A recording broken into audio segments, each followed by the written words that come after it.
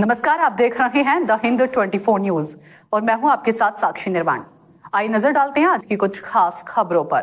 बहरामपुर कारबाला कब्रिस्तान की जमीन पर जबरन कब्जा और दुकानों के निर्माण को लेकर विवाद गहराता जा रहा है।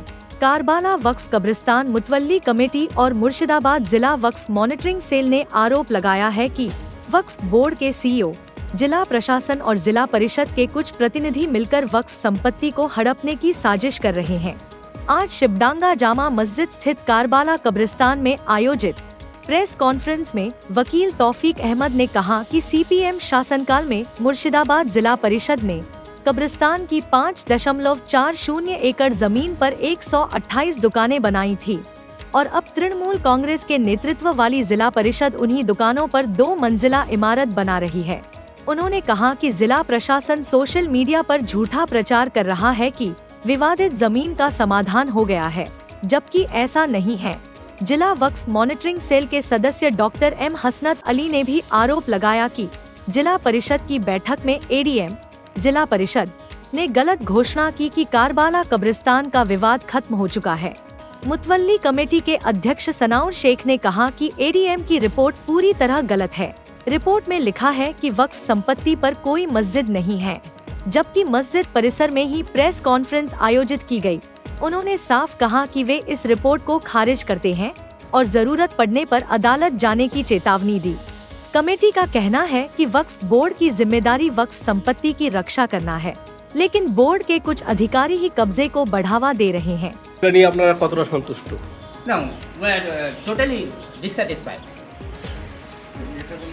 ওয়াকফের যে রোল হওয়া উচিত ছিল, ওয়াকফ সেই রোল পালন করেনি। রাজ্য সরকারের প্রতি আপনাদের কোনো ভরসা রয়েছে? আমরা আশা করব আমাদের সিএম সাহেব যদি এটা অবগত হন তাহলে। আর এডিএম জেডপি দেখাশোনা করে, তাহলে প্রশাসনিক দিকটা এডিএম এবং ডিএমই দেখাশোনা করে। এখানে কি নতুনভাবে নির্মাণ হচ্ছে আবার? ওই যে কনস্ট্রাকশন 2000 সালে হয়েছে, তার উপরে দোতলা নতুনভাবে নির্মাণ হচ্ছে। ওটা 43 শতক জায়গার উপরে। এবং এই কারবালা কবরস্থানের যে ইতিহাস শুনলাম, একসময় প্রায় 300 বিঘা জমি আজ 90-95 এসে দাঁড়িয়েছে এবং জেলা পরিষদ স্বয়ং জমি দখল করছে। কোনো অ্যান্টি সোশ্যাল প্রমোটার তা নয়, এরকম অনেক ঘটনা আমরা দেখি। এখানে মানে রাজ্য সরকারের যে প্রতিনিধি, যে শাসক, সেই জমি দখল করছে এবং জমি মাপ করে বুঝিয়ে দিচ্ছে না। তাহলে এইটা সরাসরি চুরি। এই চুরির পিছনে ওয়াকফ বোর্ড আছে, এখানকার জেলা পরিষদের মেম্বাররা আছে, আমাদের এমএলএ এমপিরা আছে, আর কারা কারা আছে জানি না। এর ভাগ মুখ্যমন্ত্রীর কাছে যায় কিনা জানি না। মুখ্যমন্ত্রী এইসব ব্যাপারে নীরব থাকেন আর আমাদের ধমকান, বলে গুলোগুলি করলেই আমার থেকে বড় শত্রু হবে না। তাহলে এইটা আমার মনে হচ্ছে উনি এই চুরিতে মদত দিচ্ছেন, তাই আমাদের ভয় দেখাচ্ছেন।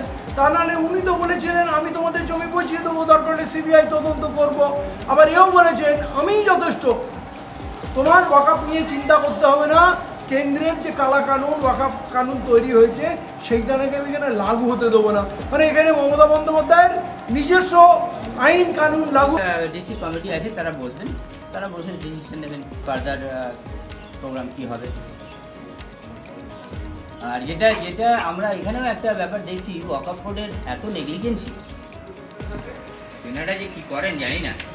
তেনারা এখানে একটা মিটিংয়ের যে এজেন্ডা সেটা ওনারা দিয়েছে, কপি আমাদেরকে দিয়েছে। তাতে দেখা যাচ্ছে অন্যভাবে পেয়েছি না, এটা অন্যভাবে পেয়েছি। এই 12,377 ইসি নাম্বার, তার যে ডিটেলস ওনারা দিয়েছেন, তাতে ওনারা বলেছেন date of registration 1954, date of waqf no waqf date, nature of waqf waqf other than waqf আল আওলা, name of the waqf work by user, object of the work state for religious purpose, name of the beneficiaries local mission, rules or succession as per deed, no rules or succession recorded, land particulars as per ROR। যে গন্ডগোলটা হলো, কনফ্লিক্টটা কি দেখুন। প্রথম হচ্ছে যে কমিটির সঙ্গে জেলা পরিষদের সমস্যা, জয়েন্ট সার্ভে হবে কমিটি এবং জেলা পরিষদ, ওয়াকফ বোর্ড বললো আমরা আমাদের লোক পাঠাবো, এবং সেখানে লোক অনুযায়ী কথা ছিল যে একজন রেভিনিউ অফিসার এখানে ওই মাপের সময় উপস্থিত থাকবে। এই চিঠিতে তাই বলছে যে একজন রেভিনিউ অফিসার উপস্থিত থাকবে। একজন রেভিনিউ ওরা দুজন পাঠিয়েছে, তারা না সার্ভেয়ার, না ফিতে ধরেছে, না মেপেছে, কিছুই করে, শুধু দাঁড়িয়ে থেকেছে। এবং আমাদের যারা সার্ভেয়ার মেপেছে এবং জেলা পরিষদের সার্ভেয়ার, এডিএমের সার্ভেয়ার মেপেছে।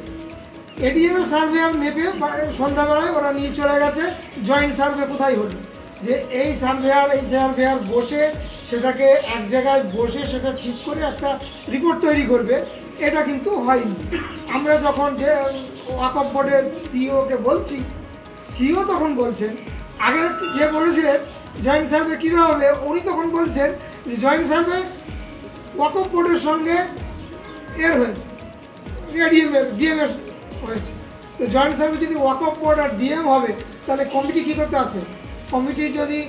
কমিটির পছন্দ না হলে সে যদি কেস করার অধিকার থাকে, তাহলে কমিটিকেই বোঝাতে হবে আগে যে এই দেখো এই সার্ভে তুমি ঠিক নাই, আমি ঠিক আছি।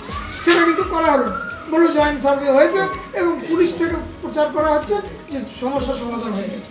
সমস্যার সমাধান কিছুই হয়, কারণ আমরা যেটা বলছি, আমাদের সার্ভেয়াররা যে সার্ভে রিপোর্ট দিয়েছেন এবং ডিএমের সার্ভেয়ার যে সার্ভে আমরা এখনও কিন্তু অফিসিয়ালি হাতে পাইনি, আমরা আনঅফিসিয়ালি হাতে পেয়েছি। সেখানে ওরা বলছে এই মতো তারা কাজ করেছে, অফিসিয়ালি আমাদের দেওয়ার কথা এখনও পর্যন্ত দেওয়া হয়নি।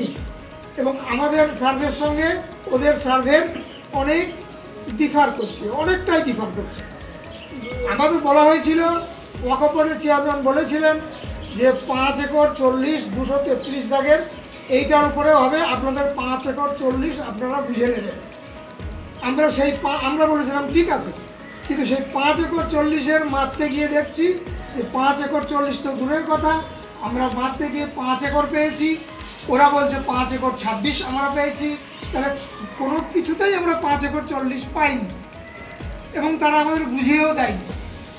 তাহলে সমস্যাটার সমাধান কোথায় হলো? তাহলে ওই যে সার্ভে হয়েছে, এই সার্ভেতে কোনো কাজে আসেনি। আমরা এই জন্য আজকের যে সাংবাদিক সম্মেলন, আমাদের প্রত্যেককে, আমি গোটা জেলাবাসীকে বলা দরকার যে আমরা যে সমস্যা তৈরি করেছে জেলা পরিষদ, সেই জেলা পরিষদ সেই সমস্যার সমাধান করে। এবং কলকাতা থেকে আরও অন্যান্য সংগঠনের অনেক নেতাই এখানে উপস্থিত আছেন, তাদের সঙ্গে আলাদা আমরা কথা বলবেন আপনারা। আমরা শুধু বিষয়টা এবার বলবো যে কি বিষয়, সমস্যাটা কি এবং কেন সমাধান এখনো হয়নি, যেটা পুলিশের পক্ষ থেকে বলা হচ্ছে যেটা সমাধান হয়ে গেছে। আমরা এটাই মানুষকে জানাতে চাই যে আমরা এখনো সমাধানের। देखते रहिए द हिंद 24 न्यूज।